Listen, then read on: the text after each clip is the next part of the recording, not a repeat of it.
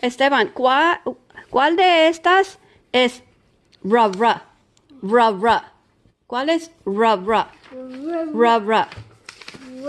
Aquí arriba, en esta fila. ¿Cuál es ra, ra? Okay. ¿Cuál de estas tres es pa, pa? Pa, pa. Ok, so le voy a ayudar haciendo el círculo acá abajo. Porque este es el problema que tiene los niños cuando son chiquitos. Pero lo hizo correcto. Esteban, ¿cuál de estas tres es e? Aquí está tu lápiz. E.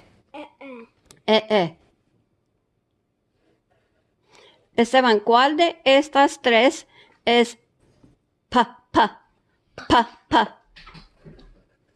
Ok, so, préstame el lápiz. Lo hizo correcto, pero la puso en la fila que no era.